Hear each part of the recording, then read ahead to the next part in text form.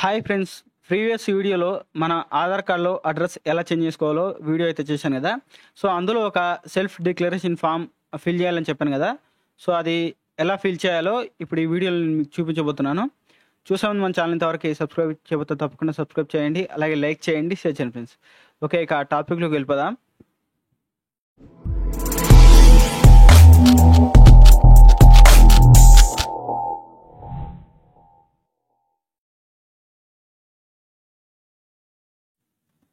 So మీ ఆధార్ కార్డులో address change చేసుకోవాలంటే ఈ సెల్ఫ్ డిక్లరేషన్ ఫామ్ని ఎలా ఫిల్ చేయాలో చూద్దాం.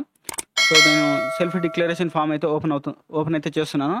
సో ఇక్కడ చూడండి, మనకి ఈ విధంగా అయితే ఉంటుంది. Self declaration form, the head of family for sharing address with immediate family member residing at the same address.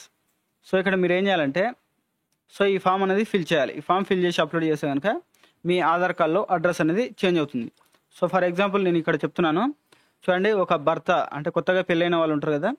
So వాళ్ళు ఎలా చేంజ్ చేసుకోవాలి, వాళ్ళ ఆధార్ కార్డులో అడ్రస్ ఎలా చేంజ్ చేసుకోవాలి చూద్దాం.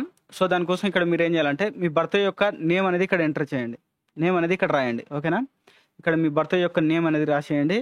అలాగే మీకు ఎవరు అడ్రస్ కావాలంటే వాళ్ళ యొక్క నేమ్ అనేది ఇక్కడ రాయాలి. సో ఇప్పుడు వైఫ్స్ ఉంటారు కదా, వాళ్ళ యొక్క హస్బెండ్ నేమ్ అనేది ఇక్కడ రాయాలి.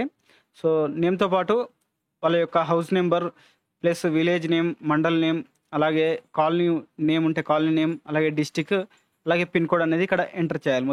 మొత్తం ఇక్కడ రాసేసేయాలి. ఈ 2 లైన్స్లో వచ్చే విధంగా రాయాలి. So next holding Aadhaar number అని కనిపిస్తుంది కదా, ఇక్కడ హోల్డింగ్ ఆధార్ నెంబర్ దగ్గర మీ భర్త యొక్క ఆధార్ నెంబర్ అనేది ఇక్కడ మీరు రాయాల్సి ఉంటుంది. ఓకేనా. సో నెక్స్ట్ కింద స్క్రోల్ చేసుకుంటే కనుక ఇక్కడ first option that resident mister miss అని కనిపిస్తుంది కదా, ఇక్కడ మీరు ఏం చేస్తారంటే మీ పేరు రాసుకోవాలి. అంటే వైఫ్ యొక్క నేమ్ అనేది ఇక్కడ రాయాలి. ఓకేనా.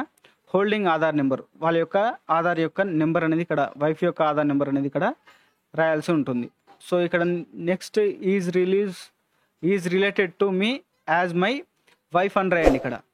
సో వైఫ్ అయితే వైఫ్, మీ గార్డెన్ అయితే గార్డెన్, ఏదైతే అది ఇక్కడ రాసేయండి. ఓకేనా. సో నెక్స్ట్ కిందకి స్క్రోల్ చేసుకుంటే కనుక next second option that I agree to share my address in my Aadhaar with mister and miss.